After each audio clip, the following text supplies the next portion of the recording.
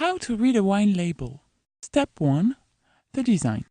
There are many different styles of label design, some conservative and some outlandish. This is not necessarily an indicator of quality. It's just a way of marketing the wine and creating an image of the wine to lure the customer. Often there is also a description of the wine, usually on the back label, to make the wine more attractive to buyers. This will usually contain descriptive words like smooth, fruity, full-bodied, etc. Step 2. Naming. On most labels, the producer or maker of the wine is usually shown at the top or in another prominent position. This is often followed by the name of the wine itself. In Europe, wines are often named after the region where they are produced. Step 3. Region. In the Old World, the region can be extremely small, for example Médoc. In the New World, the regions are often larger, sometimes much larger, for example California or southeastern Australia. However, there are still many smaller wine-producing areas throughout the world, for example Margaret River in Australia or Hawke's Bay in New Zealand. Different countries have different rules about which region appears on the wine label. Often a distinction has to be made between the region where the grapes were grown and the region where the wine was bottled. Step 4. Grape variety.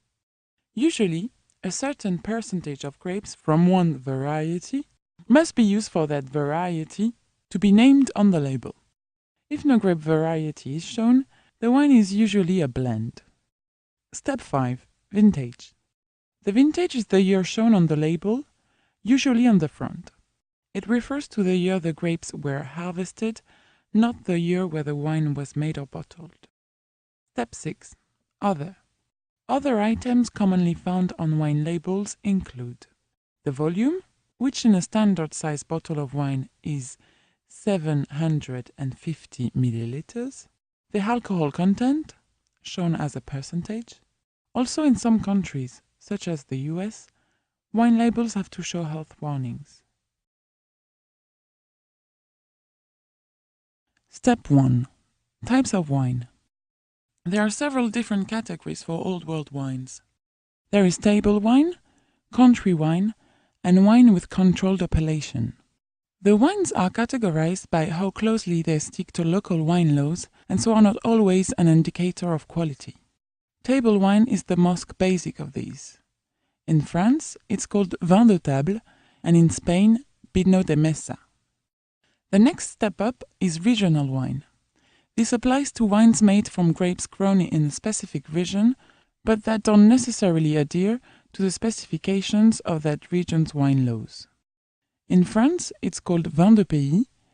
Germany also has Qualitätswein mit Prädikat, which means quality wine with distinction. This is a slightly superior wine, but still a regional one. And then there are controlled appellation wines. These are wines that are made in the manner set out by the region's wine laws and tend to be the more famous regional wines like Burgundy, Bordeaux, or Chianti. A wine with appellation is made in a specific way as set down by a region's wine laws. In France, it is known as appellation contrôlée,